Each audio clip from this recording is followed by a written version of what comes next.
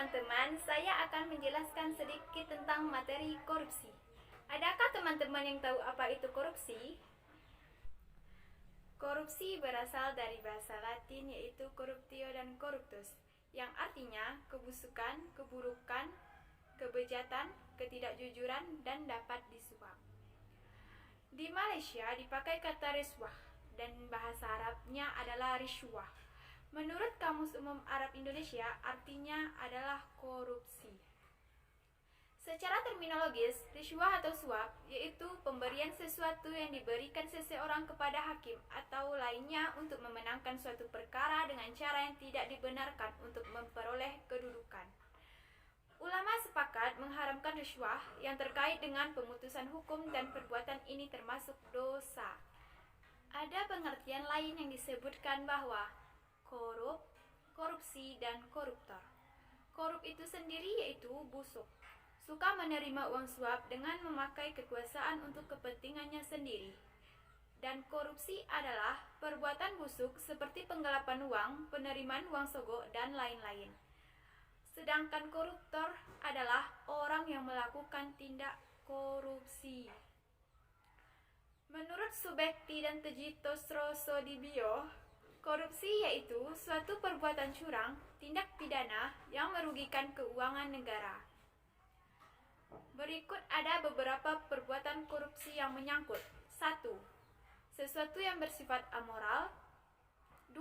Menyangkut jabatan, instansi atau aparatur pemerintahan dengan penyelewengan kekuasaan dalam jabatan karena pemberian. 3. Menyangkut faktor ekonomi dan politik dengan penempatan keluarga atau golongan ke dalam kedinasan di bawah kekuasaan jabatan. Ada beberapa bentuk-bentuk korupsi. 1. Kerugian keuangan negara. 2. Suap menyuap. 3. Penggelapan dalam jabatan. 4. Pemerasan. 5. Perbuatan curang. 6. Gratifikasi. Gratifikasi yaitu sebuah pemberian yang diberikan atas suatu bantuan atau keuntungan. Faktor-faktor penyebab korupsi. 1. Faktor politik. Ketika terjadinya instabilitas politik, kepentingan politisi, para pemegang kekuasaan, bahkan ketika meraih dan mempertahankan kekuasaannya, maka akan bermunculan perilaku seperti suap menyuap, pemerasan, politik uang, atau money politik. Money politik itu sendiri merupakan tingkah laku negatif karena uang yang digunakan untuk membeli suara atau menyogok para pemilih agar anggota partai menang dalam pemilihan. Faktor hukum disebabkan oleh kurang sempurnanya perundang-undangan dan lemahnya penegakan hukum. Adanya ketidakadilan dan diskriminatif yang disebabkan multitafsir peraturan. Hal ini akan bermuncul keadaan tawar-menawar dalam hukum, pertarungan kepentingan antar kelompok atau golongan. Yang ketiga, faktor ekonomi. Menurut Guy Pauker 1979, yaitu pendapatan gaji yang tidak mencukupi kebutuhan. Gaji yang diterima untuk sebulan hanya cukup untuk 2 minggu. Sedangkan menurut Sulistiantoro 2004, saat ini korupsi banyak dilakukan oleh orang mampu dan berkuasa yang disebabkan oleh mental dan keimanan yang rendah serta adanya kesempatan. Dan yang keempat, faktor organisasi. Aspek terjadinya penyebab korupsi dari sudut pandang organisasi yaitu 1. Kurangnya keteladanan pemimpin. 2. Tidak adanya kultur organisasi yang benar. 3.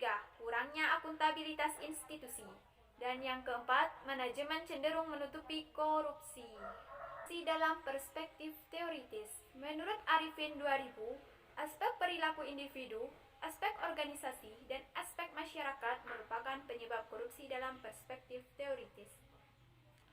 Dan menurut Iswahyudi 2007, penyebab korupsi dalam perspektif teoritis ini menyangkut aspek perilaku, yang mana sifat tamak, moral rendah, dan gaya hidup konsumtif.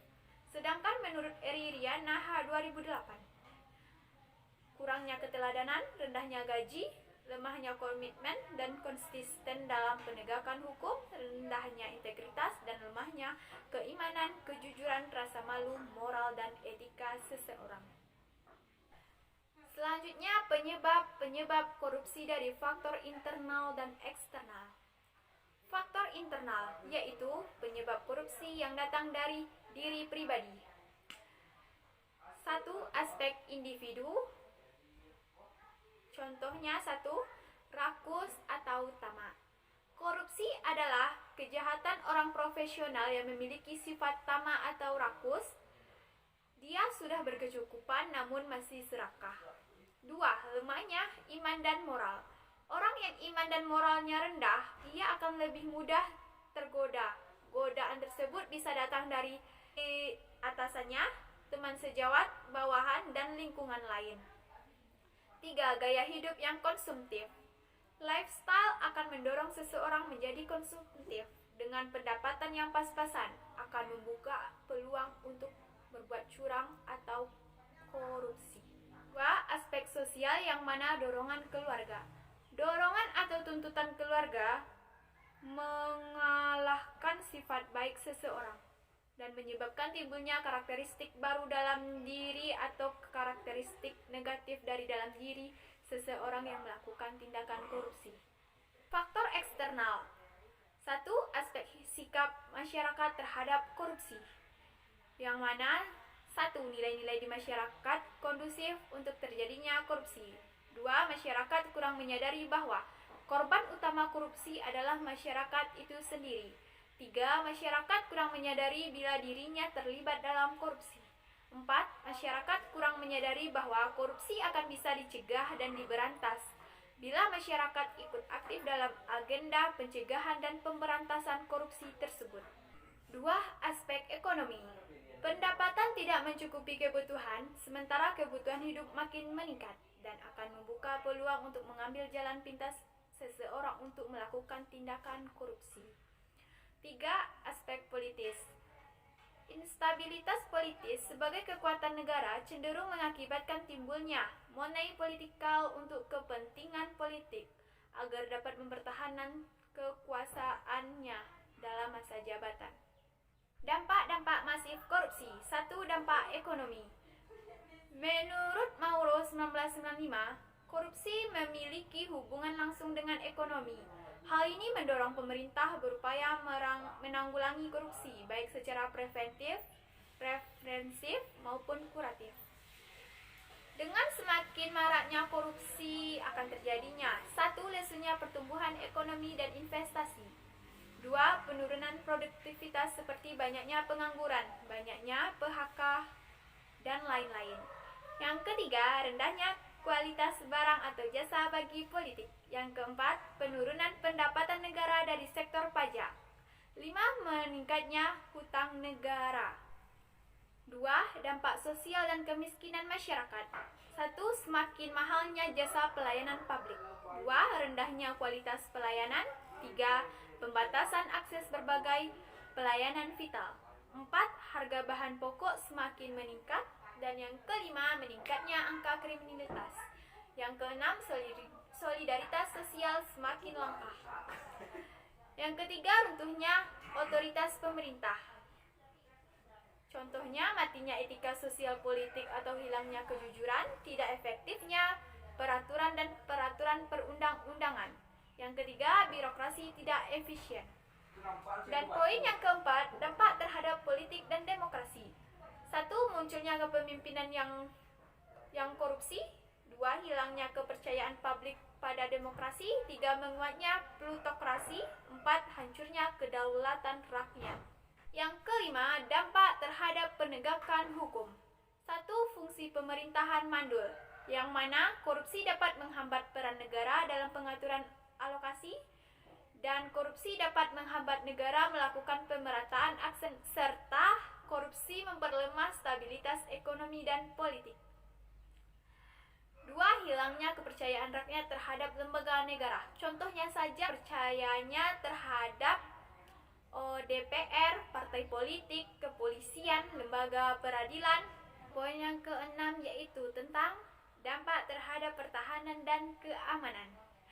Kerawanan hankam karena lemahnya alutsista atau alat utama sistem pertahanan dan sumber daya manusia. 2. Lemahnya garis batas negara wilayah kapal batas menjadi rawan penyudupan.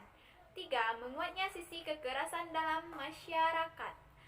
Dan poin yang terakhir yaitu dampak kerusakan lingkungan, yang mana menurunnya kualitas lingkungan dan menurunnya kualitas hidup masyarakat. Nah, sampai di situ saja yang bisa saya jelaskan mengenai korupsi ini. Kalau ada penyampaian materi yang salah-salah kata atau yang tidak berkenan, mohon dimaafkan. Mohon pamit, saya undur diri. Assalamualaikum warahmatullahi wabarakatuh.